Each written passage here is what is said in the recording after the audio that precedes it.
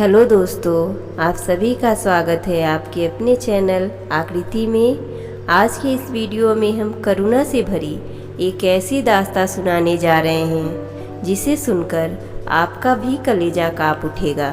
दोस्तों, यह जीवन की सबसे बड़ी सच्चाई है। जिसने भी इस धरती पर जन्म लिया है उसे एक न एक दिन इस धरती को छोड़कर जाना है।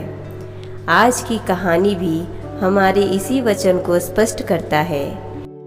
कृषा गौतमी नाम की एक कन्या श्रावस्ती नगरी में रहती थी। गौतमी उसका असली नाम था।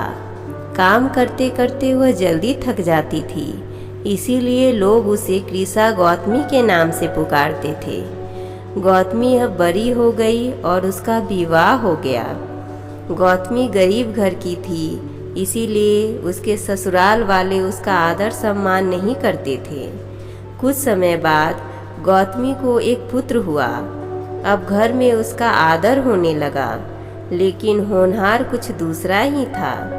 गौतमी का शिशु जब कुछ बड़ा हुआ और इधर उधर खेलने लायक हुआ तो विधाता ने उसे उठा लिया।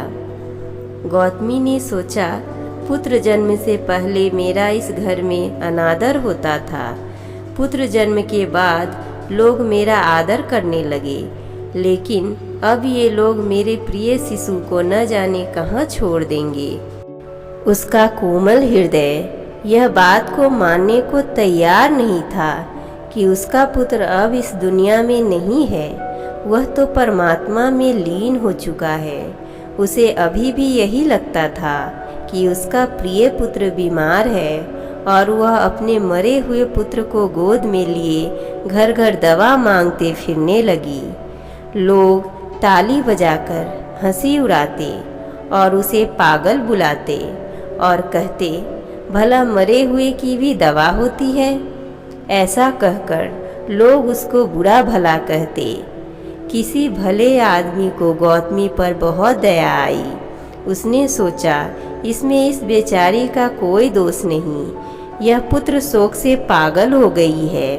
इसकी दवा बुद्ध भगवान को छोड़कर और किसी के पास नहीं। उसने कहा, माँ, तुम बुद्ध भगवान के पास जाकर उनसे पूछो। गौतमी अपने शिशु को गोद में ले जहाँ बुद्ध पालथी मारे बैठे थे पहुँची और अभिवादन करके बोली, महाराज, मेरे पुत्र को दवा दीजिए। तथागत ने कहा, तूने अच्छा किया जो यहाँ चली आई।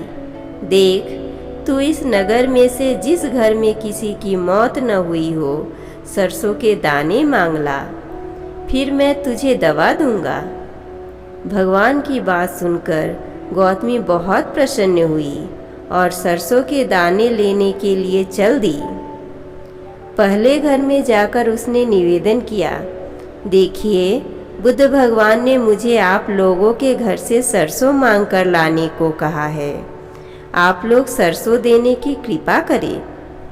गौतमी के ये शब्द सुनकर एक आदमी झट से घर में से सरसों के दाने ले आया और गौतमी को देने लगा।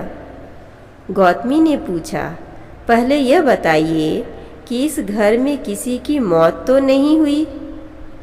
यह सुनकर घर के लोग आश्चर्य से कहने लगे, गौतमी, यह तू क्या कह रही है? यहाँ कितने आदमी मर चुके हैं, इसका कोई हिसाब है? गौतमी ने कहा, तो मैं आपके घर से सरसों न लूँगी। गौतमी दूसरे घर गई। सब जगह उसे वही जवाब मिला। उसने समझा, शायद सारे नगर में यही बात हो। उसे एकदम से ध्यान आया कि बुद्ध भगवान ने शायद जानबूझकर ही मुझे सरसों मांगने के लिए भेजा है। वह शीघ्र अपने मृत पुत्र को नगर के बाहर शमशान में ले गई। उसे अपने हाथ में लेकर बोली, प्रिय पुत्र, मैंने समझा था शायद तुम ही अकेले मरने के लिए पैदा हुए हो, लेकिन अब मुझे मालूम हुआ कि मौत सबके लिए है। जो पैदा हुआ है उसे एक न एक दिन अवश्य मरना है। इतना कहकर अपने पुत्र को शमशान में रख वहाँ से लौट आई। लौटकर गौतमी बुद्ध के पास गई। बुद्ध ने कहा, गौतमी, सरसों के दाने मिल गए? गौतमी ने कहा, भगवान, सरसों नहीं चाहिए, उनका काम हो गया है। ऐसा कहकर गौतमी भगवान बुद्ध के चरणों में गिर पड़ी।